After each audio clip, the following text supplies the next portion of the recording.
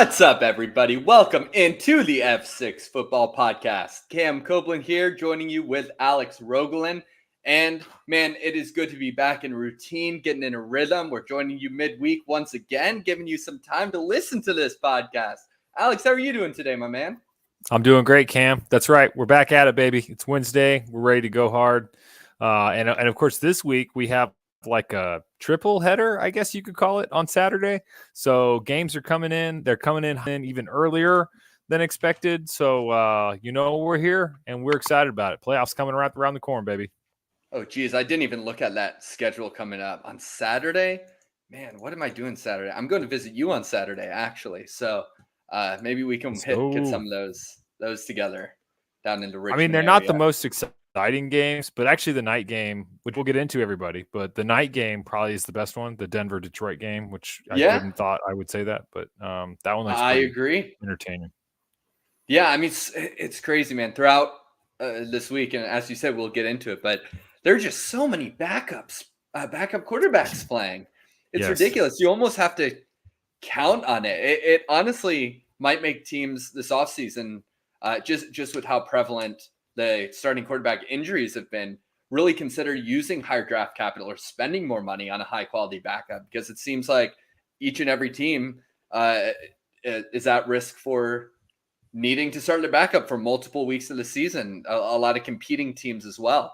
So it'll be interesting to see if teams change their philosophies at all regarding that position. Yeah, for sure. We need, and it also shows, I think, that it appears that there's a bigger influx of NFL ready defensive linemen than there is offensive linemen. And at least that's what it looks like to me. And I wonder if that also has an impact on it as well. If I have the size and speed and I'm making a decision if I'm in college to play O or D line, I'm going to pick D line. It's more fun, at least from, my flag football experience anyway. D-line is very fun.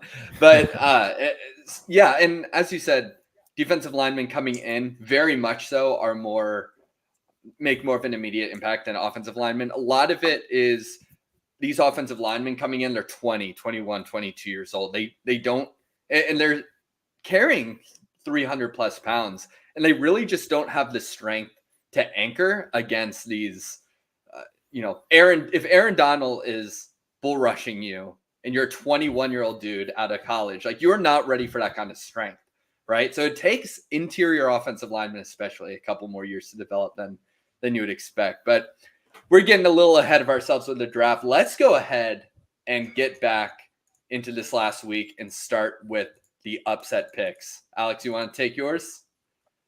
Yes, I still am continuing to circle around the drain. I had Philly over Dallas.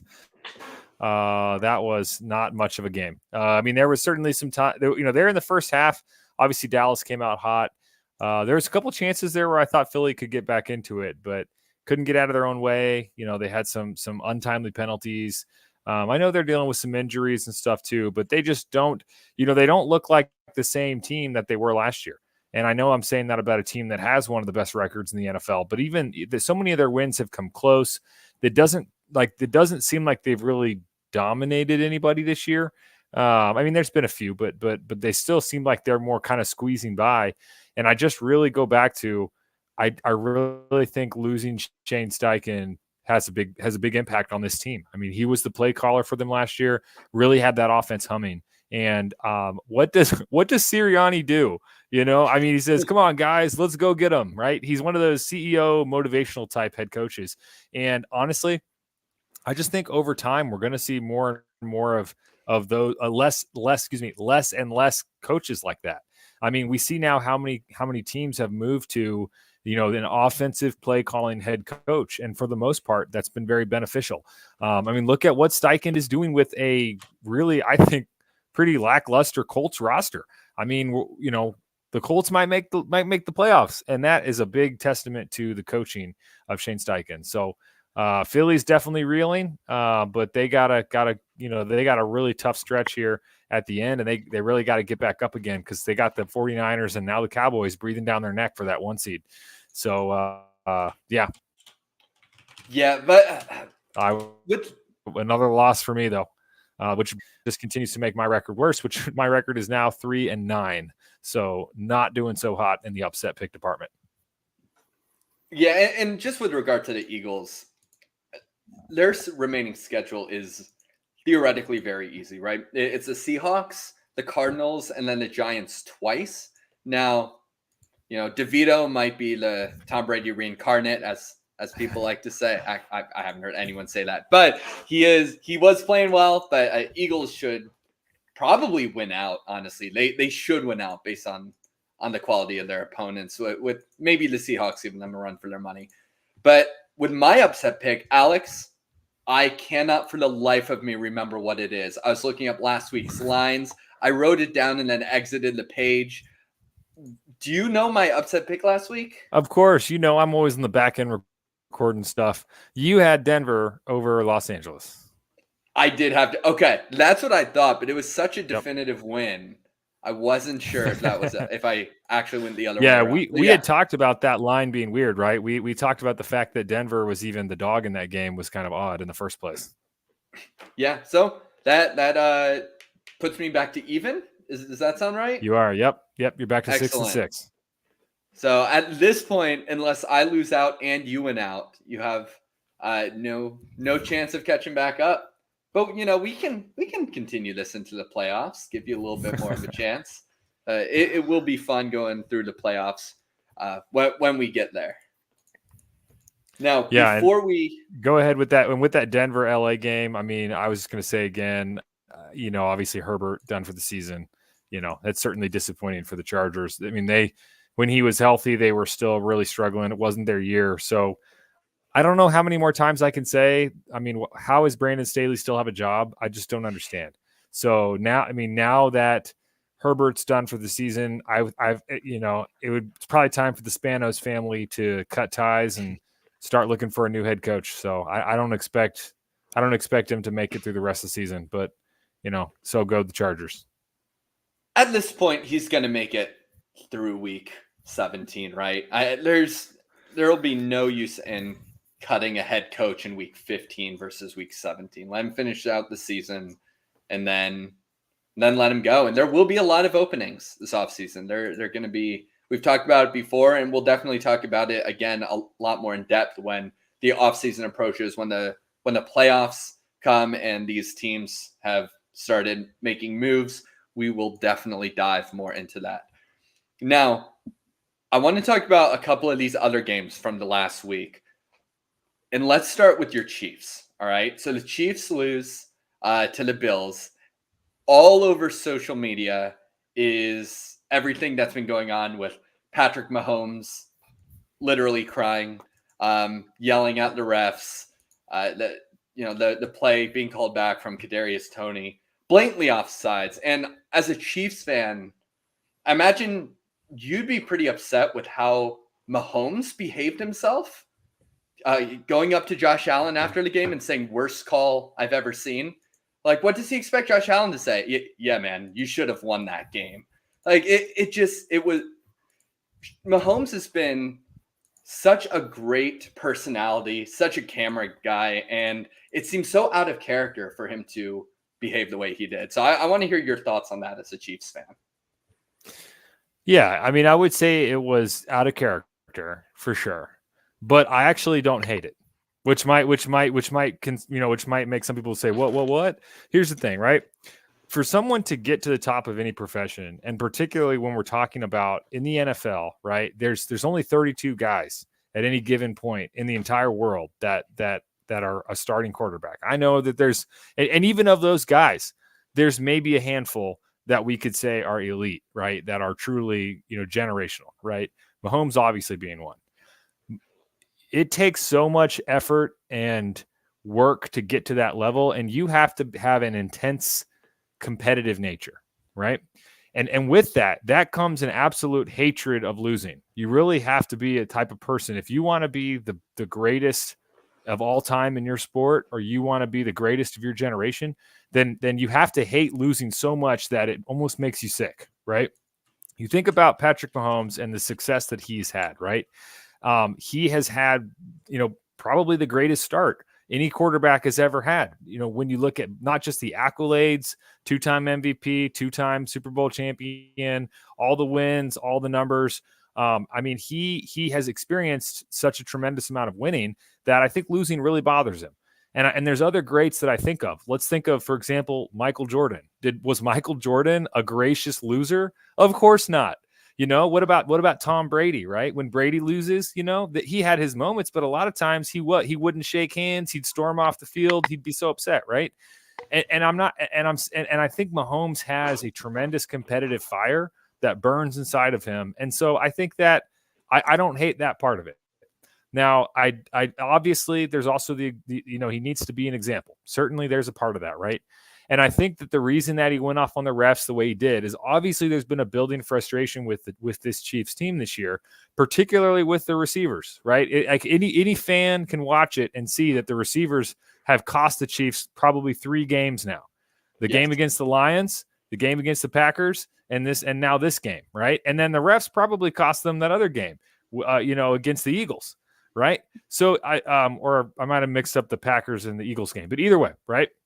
So I think that Mahomes is obviously incredibly frustrated, but he's a great leader. He's not going to call out his teammates. He's not going to go there. He's not going to go on the sideline and start screaming at Kadarius Toney and call him an idiot. He's not going to go there and say MVS has stone hands and can't catch anything and my receivers are terrible.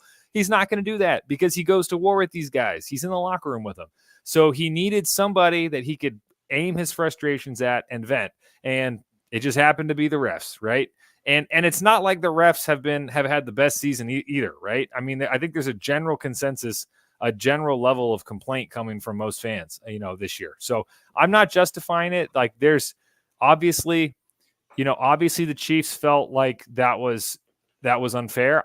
I agree that Kadarius Toney was offsides. Anybody can see that, right?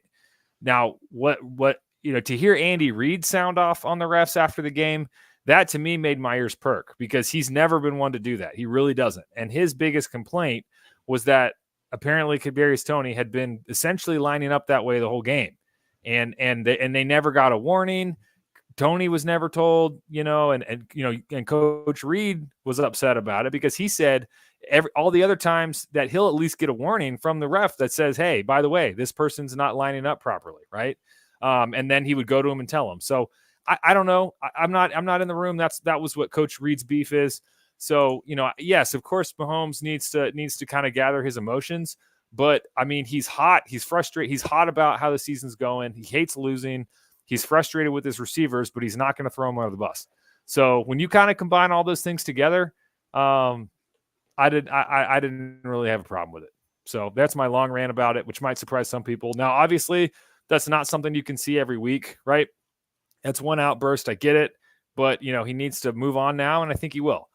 He can't be like DK Metcalf, who's getting kicked out of every game because he's freaking out and fighting people and doing stuff like that. And Mahomes wouldn't do that anyway. But I don't mind seeing the competitive fire burning in him. There you go. I get that. I get that. It was just the post game to Josh Allen, right? The contrast of with Kelsey going up and saying, you know, hey, stay healthy, keep doing your thing. Like basically saying, good game. I know we lost, but you played well. You know, that kind of message. And it was more of a shock to see Patrick Mahomes acting this way than anything. You know, if a lot of other quarterbacks did this, as you said, if DK Metcalf reacted the same way to a call, it would probably be in a couple articles here and there. People might talk about it on ESPN because they don't have enough other content. And then that would be it. But just because Mahomes is in the spotlight all the time over pretty much every other player in the NFL, it's probably going to be shown in the media for multiple weeks, even though the NFL does seem to have a short memory. And I understand that, right? I mean, once again, I agree. Like Mahomes, I'm not justifying it for Mahomes, right? He that was not smart, right? It wasn't a good example, and he acknowledged that, right? In his press conference the next day, he said a lot of kids watching me, and that wasn't the right response, right? So once kind of cooler heads had prevailed, right? He recognized it. So you know, I appreciate that. I you know, he's a human too. He makes mistakes just like the refs do. So, but I like the fact and you and I have talked about this. So the last thing I'll say on this, Cam, is that we watch the NFL. The reason the NFL is so impactful in our culture, and it's the number one TV show in America, right? The reason why is because the players care. When the players care, the fans care.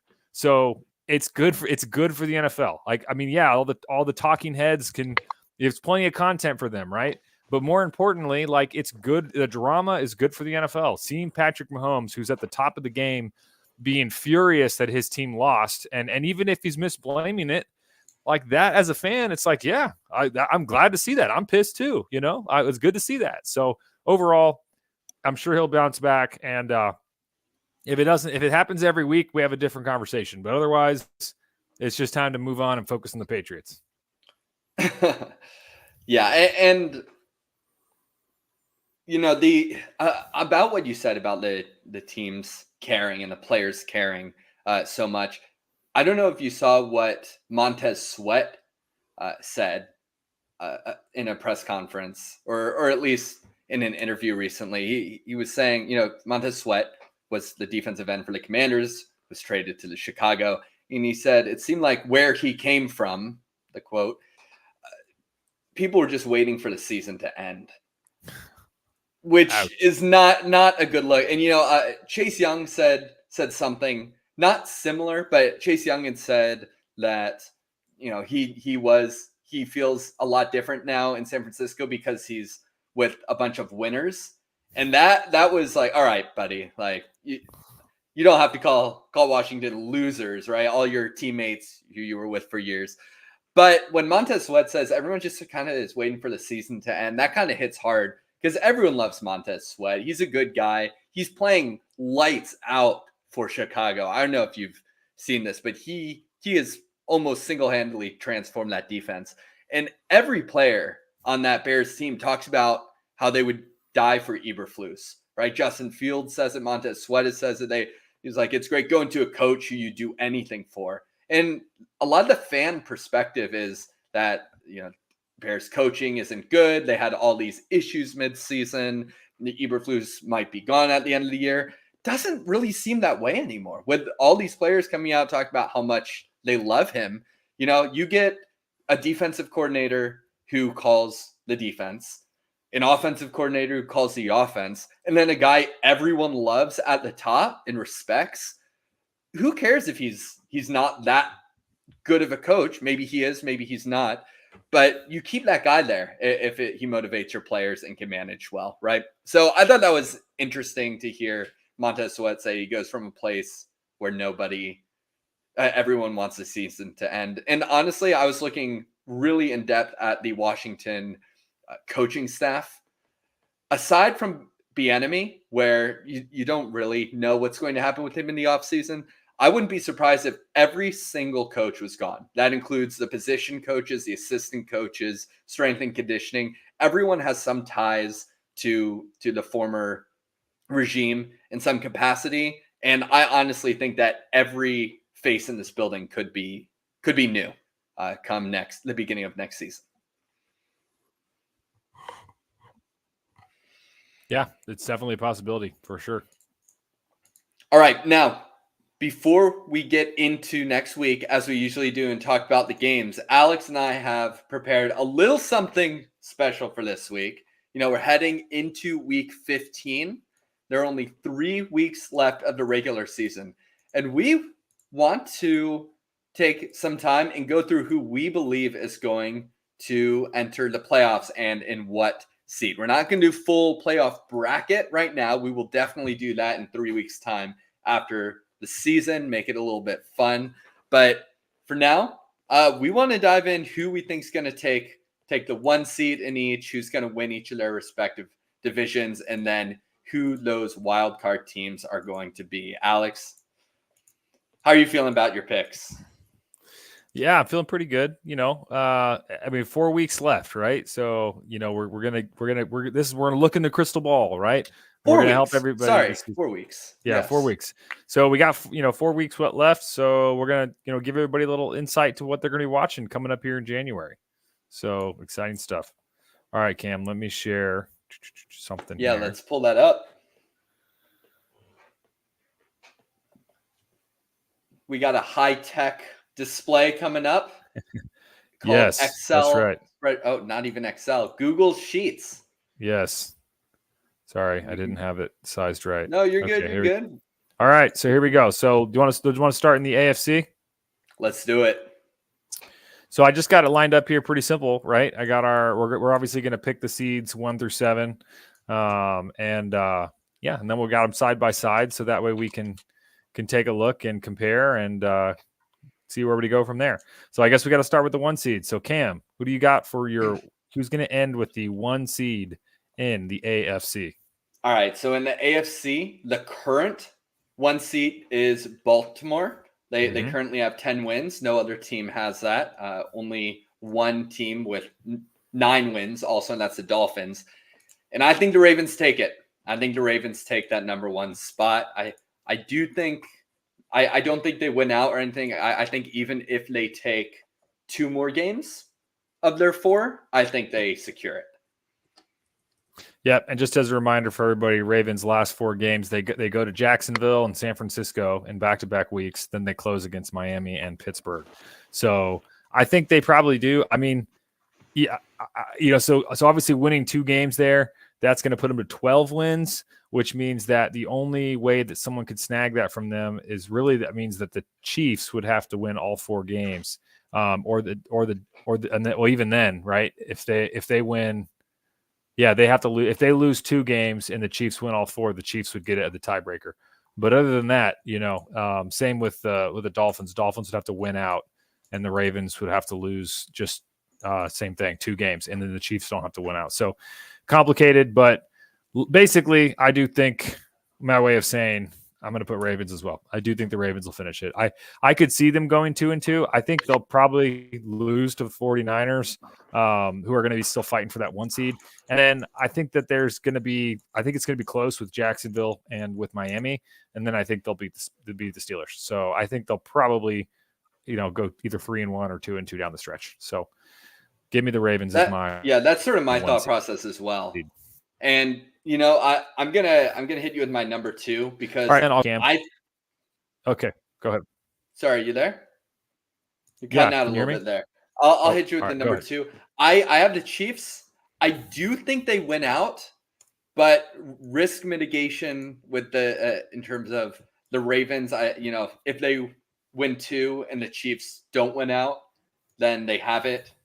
And the Ravens could easily win 3 as well. So I in my projections currently, I'd probably have them both with 12 wins, which means the Chiefs would be number 1. But just based on current performances of each team and where they stand currently, I went the Ravens 1. Who's your number 2? I'm going to change it then because that's who I had was the Chiefs, but I want us to be different, and there is a chance for the Chiefs, so I'm going to swap it. I'm going to go Chiefs and Ravens like this, just so we can mix it up. Okay. Yeah. Staying on brand, Alex. Staying on brand. All right. So then number 3, I have the Dolphins. I mean, I think that's, I think they have, I think they're going to still be in front of course, you have the Jags right now as the other division winner. I think Miami is going to win their division. So Miami closes against the Jets, the Cowboys, the Ravens, and the Bills. So not an easy stretch, especially considering that they have really. So there's a chance that Miami, especially if Tyreek is hurt and they start having, that's a tough stretch there. The Bills are going to be fighting for a playoff spot. The Ravens are trying to keep a top seed. Cowboys going for a top seed. I don't think the Jets are that good though. So I think they'll win this week against the Jets, but then we're going to find out a lot about this Miami team over the final 3 weeks. But I think somehow they'll find a way to sneak in and still end up with a better record than whoever wins the AFC South. Yeah, and with that, I'll give you both mine to round it out. I have Miami 3 as well, and then the Jaguars winning their division in the AFC South. I know that they are only 1 game ahead of both the Colts and the Texans, but their schedule is, they play the Ravens, which is difficult, but then the Buccaneers, the Panthers, and the Titans. I think they could end up winning all 3 of those. So I ended up giving them the 4th spot in the AFC. Okay, so you have Jags at 4 and Miami at 3. Yeah. Yes. Okay. All right. So I need to mix it up. Why not? So give me the Texans. I like to change things up. Give me the Texans as sneaking in with that 4 seed. I know that CJ Stroud got a little bit banged up. That's a little bit to worry about, but he's been a stud, and the Jags are struggling. They seem like they can't stop a nosebleed right now. So I don't know. Somehow I think that the Texans, they might get back in there and steal that and take the 4 seed. So if I have the Texans here as the 4 seed, that does mean I think the Jags will still after the Texans and put them as my number 5. Okay. Now, this next one might surprise you a bit. My number 5 is going to be the Broncos. I think they win 3 of their next 4. Broncos, they played the Lions this week, so probably a loss. And then the Patriots, the Chargers without Justin Herbert, and the Raiders. Now, I believe that they lost to the Raiders earlier in the season by 1 point. Is that correct? Yeah, 17-16. But I think the Broncos are a much better team than they were early in the season. And I think the Raiders, while they seem a little reinvigorated after letting their coach go, I do think the Broncos take that one. So, yeah, Denver at number 5. Yeah, I like that. And I also have, I'm also going to, I can't believe I'm putting Denver in, but I also have Denver. I'm having them a little bit lower because I have the Jags at 5. So I'm going to put Denver at 6. But I do think that they make it in because I think that they've been playing. I think I just think the AFC still seems pretty wide open. So, I think that they find a way to get it done and get in. Man, I think both conferences seem wide open at this point, really. At least those wild card spots. It's true. So number 6 for me, I have the Browns. All right. I think the Browns are going to. Their schedule is pretty easy, right? They have the Bears, the Texans, the Jets, and the Bengals. Now the Browns are weird. They could lose all 4 of those games. They could win all 4 of those games. So I think either way, if they end up going 2-2, that leaves them with 10 wins. So it seems like they are in good shape to make the playoffs. Yep. All right, man. So that means we're on to our final 7th seed. Yep. So just so everybody kind of keeps track of who's still up for me. So obviously I have Jags and I have the Broncos taking the 5 and 6. So my 7 seed, my last seed, I have to pick between Buffalo, Cleveland, Pittsburgh, Cincinnati, and Indianapolis.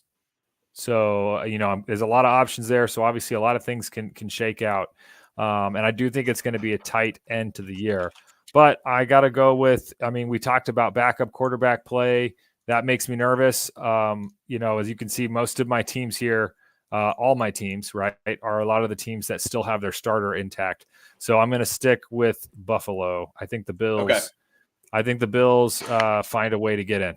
It's going to be tight at the end, but when I'm looking at those other teams I mentioned, Flacco's playing well for Cleveland, but it's sort of up in the air if that can be sustained. Pittsburgh can't score on anybody. Cincinnati, another backup quarterback. Indianapolis, backup quarterback. So I'm going to go with, I think Josh Allen will find a way, even though this Bills team is certainly flawed. So that's who I got, my 7th seed. What do you got for your 7th seed? I do not have the Bills. I felt really bad about it. I put the Bills question mark next to it because it just seems like they're going to make the playoffs. But I took the Colts. I took Shane Steichen and the Colts. I just think that they're just a well-coached team. They have enough talent to beat their schedule is, the Steelers, Falcons, Raiders, and Texans. And honestly, just like the Browns, I think they could win all 4. They could lose all 4. So giving them a couple wins leaves them at 9. Might be enough. It might. The Bills only have 7 wins right now. Right? Is that right? 7? Yeah. Yep. And the Bills face the Cowboys and the Dolphins. I'm going with the Colts. Nice. Don't feel great about it, but I'm doing it. So just to point out a couple differences. So we have mostly this. So let's see, 5 of our teams are the same. And then I have Texans Bills making it on my side. and Cam has Browns and Colts making it on his side. So, all right, there you go, everybody. So this is our 4-week early seeding prediction for the AFC. So let's go ahead and shift it over to the NFC, where I think the NFC is pretty top heavy, but still definitely some room in there for some teams to make some noise. I can start, and I got the 49ers. I think they're going to find a way there, especially with their they really seem like they're rolling. So looking at where they're at right now, they're at 10-3, which puts them, of course, tied. There's a 3-way tie right now for that first seed between also Dallas and Philly. I think San Francisco, I think they're the best team in the NFL. So I think they're going to find a way to get that 1 seed over Dallas and Philly. What do you got, Cam? While I think they're the best team in the NFL, I think their schedule is difficult enough to the point where the Eagles end up taking it. So I have Eagles as number 1. Eagles' schedule is so easy, man. It's so easy. I think the Eagles win out. And despite being an inferior team, I think they take it over the 49ers. All right. Now, nice. With that, I have the 49ers second. You can go ahead and lock that. They're a very easy second to me as well. All right. Yep. So for my second seed, of course, I'm really going to pick the division winner, right, between Dallas and Philly. And it's kind of hard. I mean, with both of obviously we just saw Dallas really take it to Philly in this last game. And I still think Philly has a chance to get back on track. But I think at this point, I think the boys are rolling. So give me the boys as the NFC East winner and taking that second seed, which I can't believe I would say that either. But I'll give them the 2 seed. Now, the Cowboys' next 3 games are the Bills, the Dolphins, and the Lions. So very winnable. I think Dallas is a better team than all 3 of those teams at this point in time. But, any given Sunday, and those teams are good enough to push back, right? The Bills, if Josh Allen's on, he's on. Yep. And then same with the Dolphins. If Tyreek Hill is on, he's on. So he can't be covered. But I like that we're different. That's right. So then going on to the 3 seed. 3? Yeah, so for the 3 seed, obviously it's going to be the NFC North winner. I think that's pretty easy. I think this one, I would be absolutely shocked if this is not the Lions, because I don't think they're going to be able to. I mean, they're only a game back on these other 3 teams, but they haven't looked quite as impressive lately. A pair of losses that were questionable. I don't think they're going to catch any of those other 3 teams, and so that kind of automatically slots them in at 3. For the most part. So I'll take them at 3. Yeah, I think they could, even if they only win 1 game the rest of the season, and lose 3, I think they still take it. So I'm taking the Lions third. Also, they play the Broncos, they play the Cowboys, probably a loss, and then they have 2 games against the Vikings. So even if they split, I think they take it over the Vikings. Yep, agreed. Yep. All right. And then who do you have? So that means we have to pick some winner for the South now.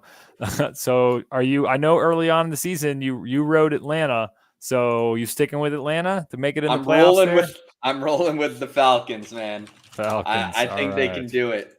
Falcons, they play the Panthers, Colts, Bears, and Saints.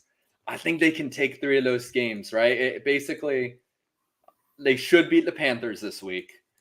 I picked the Colts to make it. Even if they lose to either the Colts or the Bears, I think they could take the other game.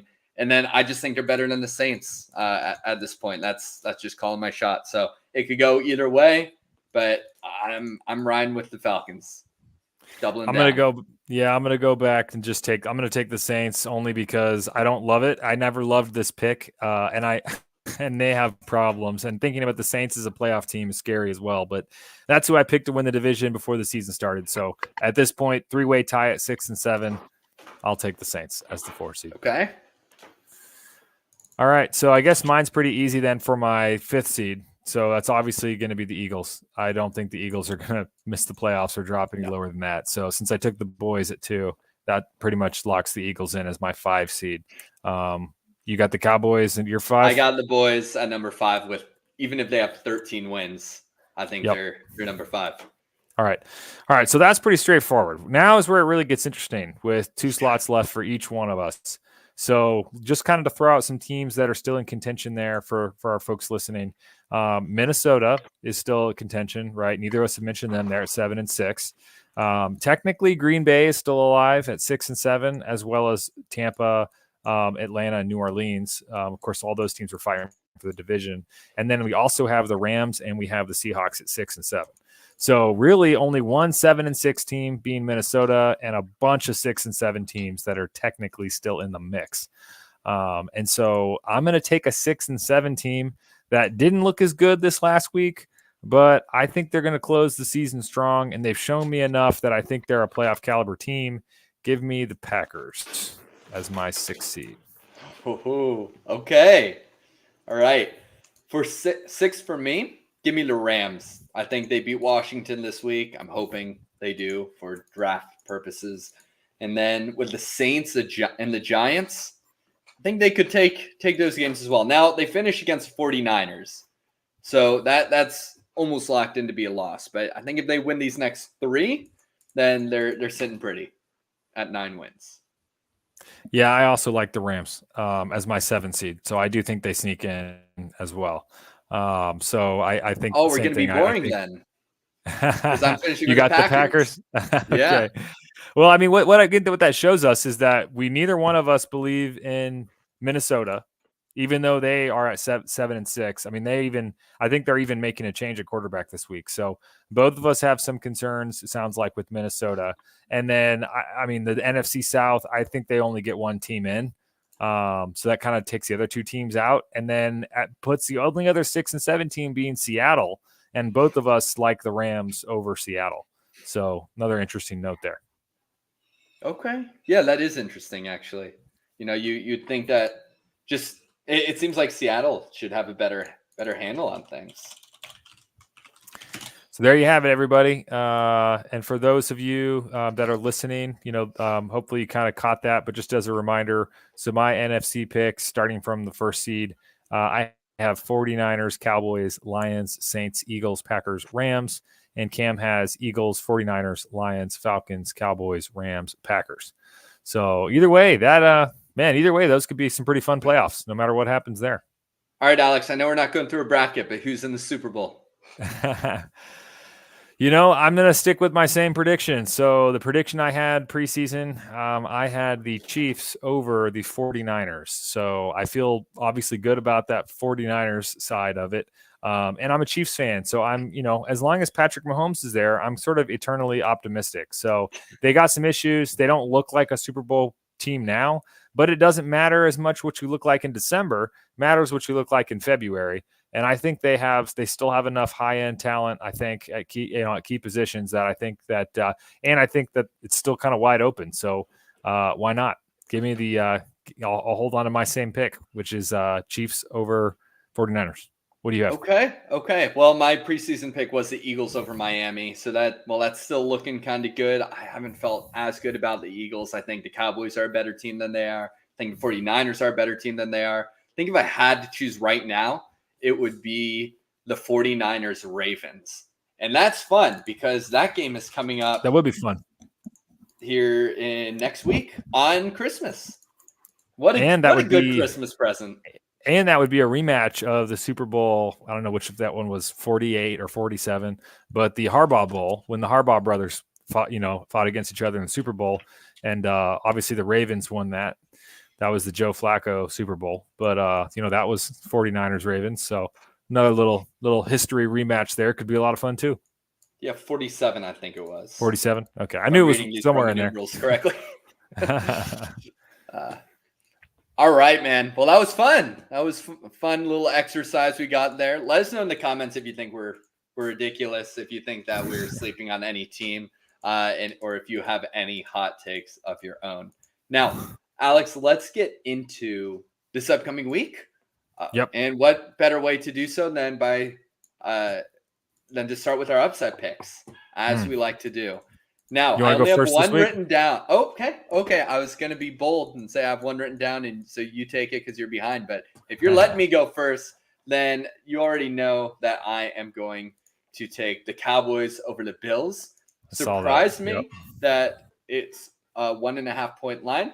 in the Bills' favor. Bills are at home, but again, I think Cowboys are a better team. Now, earlier in this pod, I did say that if Josh Allen's on, they can beat any team in the NFL. So that's why the line is so close, I guess. But yeah, give me the Cowboys. Yeah, I saw that. That is an odd line. What is it at now? Is it at 3 or 1-5? Oh yeah, so it's really close. Yeah, really close. Almost feels like cheating. Yeah. Yeah, that is close. That is close. So I did see that. That was a close line. And looking at and honestly, some pretty good games on the slate this week. So another game that I was kind of looking at, and I'm wondering on this game I actually didn't see this yet, but is CJ Stroud supposed to play this week? Because that kind of surprised me. That what's one line that did stand out to me is Tennessee is favored by a field goal. I know that they're at home, but that kind of surprised me a little bit. Yeah, I looked this up right before the pod, and I'm looking at it now. It just says he's in concussion protocol. Yeah. Quote, just has to run its course, is what Miko Ryan said about when he'll return a couple days ago. I don't know. I do not know. It might end up being a game. Concussions aren't usually game time decisions. They're usually determined within a day or two before, at least. So we should know here pretty soon. It does seem odd that the line would be out if the situation is in limbo, right? Because that would change the game drastically. So I'm sure as soon as news comes out on that, the odds will be pulled temporarily. Yeah. Okay. Well, I'm going to stay away from that one then. That line just kind of stood out to me. So this is a line that I definitely don't feel great about it, but I'm going to take a risk, and I'm actually going to take the Denver Broncos over the Detroit Lions. So like we said, the Lions, I think they pretty much have their division wrapped up, even if they go on a little bit of a maybe slump here late in the year. And I still, I think the Lions have a lot of talent, but I'm still not in love with Campbell as a coach. He's also more of a motivator type. He's going to get his guys to run through a brick wall. But other than that, though, obviously he has a great coordinator, right? Great offensive coordinator, that's for sure. Who I think will probably be a head coach this next year. But either way, I don't know. I would give the coaching edge to Denver. I think that Denver's really been playing better, and I think they're really trying to get in and take one of those wild card spots, which, as you just heard, I have them getting into the playoffs. So give me Denver over Detroit. I like it. We both have them getting into the playoffs. So, I don't hate it. Now, the line is set 4-point favorites for Detroit for a reason. Yep. Detroit is a more talented overall team. But honestly, Detroit, something I've noticed in the last few weeks, their offensive line is supposedly a top 3 line in the league. It should be in theory. And their tackles have been losing some one-on-one reps to some not elite pass rushers. They've been getting collapsed more so in these last few weeks. So I'll be watching their offensive line really closely this upcoming week to see how they perform against the Broncos. All right, now there are a couple other games with very close lines. Now, for instance, the Vikings and Bengals are only 2.5. The Steelers Colts are 1.5. As you said, the Texans Titans 2.5. What's your favorite close game this week with regard to spreads? The one that I want to watch, or the one that I think is like the closest like representation of the teams? That you're excited to watch. And then they're the Cowboys, Bills, right? My pick, which is 1.5. So a lot of close games. I actually one that I actually think will be fun. It's technically a 4-point spread, but I think the Monday night game. I think Philly and Seattle. I don't have Seattle getting into the playoffs, but I do think that Philly has not. They've not really played to the best of their potential. I know we talked about them a little bit earlier, and they're certainly looking to bounce back. But there's some parts about this Seattle team that are feisty. They're young. They're young on the defensive side. I know that they've had obviously some injuries with Geno, but even though Drew Lock looked pretty good, honestly, and filling in there last week. And, we talked about DK and that, but I mean, they certainly have some talent. I think they're going to put up a fight. I don't think they're going to let the Eagles just roll over them. So Eagles are certainly favored. They're road favorites. by 4 points. So that would tell you that Vegas thinks that the Eagles are quite a bit better than Seattle, which I don't disagree with that. But I think Seattle can be a little feisty. So I think that's going to be I like that for a Monday night game. That should be fun. Yeah, I could see that being a high flying game as well. No bird pun intended. The Darius Slay and James Bradbury have not been playing as well, and I wouldn't be surprised if the Eagles double down on cornerback in this upcoming draft. Now they traded, I believe it was this year's 3rd round pick for a 4th round pick last year to get Kelee Ringo. He was always going to be a project. I like Kelee Ringo at Georgia. Big physical specimen, but he's not ready for an NFL field. They have Eli Ricks. You know, a lot of Eagles fans say that they don't need a cornerback because they have all these developmental guys. But Kamari Lassiter is another Georgia cornerback who could go around their picks. I would not be surprised to see that. Even the Eagles love Georgia thing aside, I think that would be a great fit. So Eagles have allowed a lot over the top this season, and it's another game where you get DK Metcalf over the top. He could feast once again. So it'll be fun to see if they can this can turn into a shootout. Yeah, I think so too. I do got to give you my dumpster fire game. Let's go ahead and get that out of the way. That's going to be Thursday night. So I don't really, there's nothing about this Thursday night game that really makes me want to watch it. So we have the Los Angeles Chargers visiting the Las Vegas Raiders. So, I mean, it's also another game of backup versus backup. And honestly, neither of these teams really have much to play for. You know, they're not statistically eliminated yet, I guess you could say, but both teams are 5-8. They're not making the playoffs. So it's the Raiders are trying to figure out, what do we have in Aiden O'Connell, right? What else can we see? And of course, they're also evaluating their interim coach. The Chargers are waiting to fire Brandon Staley. So it's sort of like, what can him and Kellen Moore maybe cook up to show some potential for future employment opportunities? So I don't think it's going to be a pleasant game to watch, nor do I. There's not a whole lot offering there. So Amazon's going to want their money back on that one. Now, I know how they could get a lot of viewers, but the Chargers have decided to play Easton Stick instead of TCU legend Max Duggan. You know, if Max Duggan was thrown in there, a lot more people would be tuning into this game. That would be fun to see. Please, you're not playing for anything, LA. Throw in Max Duggan. I would love to see. Oh, and him throwing to Quentin Johnston again.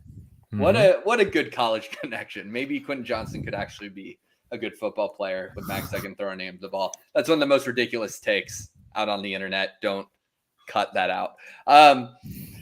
But yeah, I agree. Aiden O'Connell versus Easton Stick doesn't really stand out to me as something too exciting. There's not a lot to look for in this game. You know, a lot of the players in this situation, you say they're playing for their jobs, you know, see what players stand out.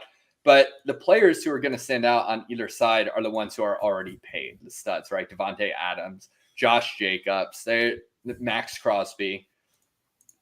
Of course they're going to play well. And on the other side of the ball, you know, Keenan Allen's out, Mike Williams is out. So it's going to be Easton Stick throwing to Josh Palmer upon his return, Quentin Johnston, who's not had a good season, and Jalen Guyton maybe taking it over the top. So a lot of Eckler, yeah. a lot of passes in the flat to Eckler. Yeah, could be a good PPR fantasy day for Eckler, despite him having a poor fantasy season. Yeah, I agree. Not the best Thursday night matchup. All right, man. Any other matchups you want to hit before we hit the road? Yeah, I mean, I think there is a few other ones in there just to point out that I think could be fun. I like the Sunday night matchup. I like Baltimore and Jacksonville. I know we've talked a little about both of these teams, but that could be fun. Anytime you got two electric quarterbacks, you know, fireworks can happen. So I think that's going to be a fun game. I do think that Dallas-Buffalo game will also be a lot of fun. Other than that, I expect a one-sided blowout from San Francisco, Arizona. I think the Chiefs are going to take care of the Patriots pretty handily, and a bounce-back effort from maybe not the best previous performances. So those ones are there. And then I mean, who knows? Maybe the Giants can have some more magic with Tommy DeVito. Can we talk for just a second about? Did you see those pictures of Tommy Oh my DeVito's gosh. agent? Yeah, and the Dude, that is clips. hilarious, man. Whether it's not true, like whether it's true or not, once Doesn't again, matter. I love the It's drama. I love the drama. So seeing that guy looking like, he's a house to house insurance claims, mob boss guy is just, it's awesome. It's fun for the Giants, who otherwise have had a pretty miserable season. So hey, I'm all for the guy, and hey, he can throw the ball. We'll see it as NFL defenses adjust. Obviously, we'll kind of see what happens. I expect him to come back down to earth a little bit, but his arm has some pop. It really pops off the screen a little bit. So I'm rooting for the guy. I hope he comes out and beats the Saints, and it'd be a lot of fun. Now, I've heard from Giants fans that they're hoping he's the guy, which I think is a little ridiculous from an outside perspective, but I haven't been watching him as closely as Giants fans. What do you think about some Giants fans coming out and saying, give him a shot, build around him next year? Well, they're in a difficult financial position because of Daniel Jones, right? I mean, Jones is on the roster, right? Yeah, and so Vito's on the roster. I think that if they're both on the roster, it's just I just don't see very many coaches that would sit Jones and play DeVito, right? Even Daboll, right, and who I think is certainly better than average, right? And I just it's difficult to see, So then the question is if they really believe in DeVito, then what are they going to do with Jones? I mean, they're going to have to move him, and so who's going to trade for him, right? How much trade value does Daniel Jones have? I don't think he has very much. So as much as I'm liking the, the pasta eating mob boss looking, Danny DeVito, I don't think he has a real shot. I think it's going to be. His name's not Danny DeVito. I know, but it's person. funny. We both. I know. I know. But Tommy either way, DeVito for all you listeners out there. Yes, Tommy. Look him up, and look up his agent. It's a good laugh. Yeah, he does not look like Danny DeVito, unfortunately. All right. Well, that was fun going through to the playoffs, seeing who is going to potentially make it in our eyes. I think that was a lot of fun, and we'll definitely do something again like that in 4 weeks, not 3 weeks. In 4 weeks, We'll get our actual playoff brackets and maybe have a competition, maybe get a little bet going. So if there's anything that you listeners out there think that we should put on the line, nothing like a car, just something a little small here. We're not that wealthy. This doesn't bring in that much money. So let us know what we can put on the line. Have a little bit of fun on this podcast. Yeah, that sounds fun, Cam. And it'll be good. I always like it as we get close to the playoffs here. It's just a lot of fun football. I liked it. And even though we didn't spend a lot of time talking about some of these middling teams, they're playing hard. They're trying to get in the playoffs. So it'll be fun here. A fun stretch down the end. Yeah, and I think the NFL did well. I think we touched on this last week, but expanding the playoffs, adding an extra team, I think that was a very good decision by them because there are all these 6 and 7 teams who are going to be playing their heart out for the next month, trying to get to that 10-7 sweet spot to make a wild card spot. Yep, absolutely. All right, everybody, it's been a lot of fun. Make sure you like and subscribe to the show. As normal, we are going to be trying to continue to bring these either on Tuesdays or Wednesdays, but that's our goal, to sit close to that as we can. Of course, the holidays are coming, so we'll be spending some time with family and such as well. So we'll try to do our best to keep it consistent, but we'll kind of see. So, as much as we all enjoy football, definitely take a few minutes and make sure you think about and reflect on the things that you're thankful for in your life. Football is such a fun thing for us to talk about, but obviously, family and faith and work and everything else is higher on the priority list. So make sure you enjoy your friends and your loved ones during the Christmas season and reflect on the things that you're thankful for. And it'll go a long way to help you prepare to have the best possible 2024 that you can. Yeah, guys, have a great time watching football this weekend as well, and we will catch you next week. Peace.